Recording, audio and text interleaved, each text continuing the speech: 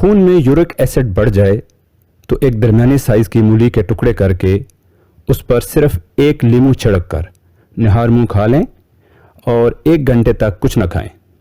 انشاءاللہ York acid normal ہو جائے گا.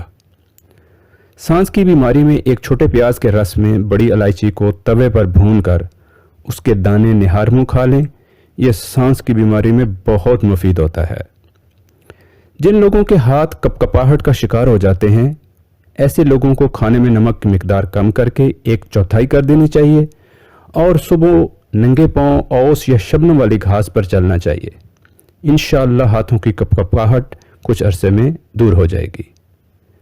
کلونجی کے تیل کے چند قطرے روزانہ دودھ میں ڈال کر پینے سے تھکن قریب نہیں آتی. دماغی کام کرنے والوں کے لیے لاجواب ہے اور آنکھوں کی بینائی کے لیے بھی بہت مفید ہے.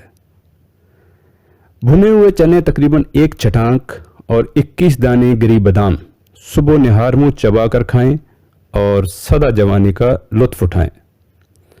ہرا پیاز دل کی بیماریوں اور آنکھوں کے لیے بہت مفید ہے. معدے کی گرمی کو ختم اور بلڈ پریشر کو نارمل کرتا ہے. جسم کی سوجن کو دور کرتا ہے اور شوگر کے لیے بھی فائدہ مند ہے.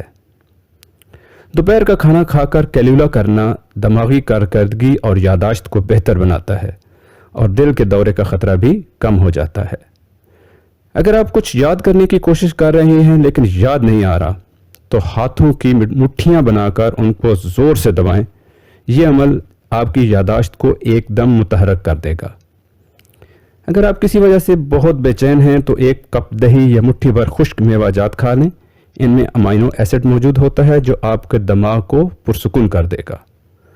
موم بتی کو استعمال سے پہلے اگر چند گھنٹوں کے لیے فریزر میں رکھ دیں تو موم بتی زیادہ دیر تک چلے گی. کسی خطرے یا مشکل کی صورت میں جب آپ پولیس یا گھر والوں سے رابطہ کریں تو سب سے پہلے اپنی لوکیشن یا موجودہ مقام کے بارے میں بتائیں اور کم سے کم الفاظ میں اپنی پرابلم بیان کریں. اس سے قبل کہ آپ کا رابطہ ٹوٹ جائے یا فون چھین لیا جائے. پانی میں سرکہ ملا کر اچھی طرح سبزی پر سپرے کریں. اس سے سبزی تر و تازہ رہے گی اور جلدی مرجھائے گی نہیں. جب مٹر سستے ہوں تو بہت سارے خرید کر چھیل لیں.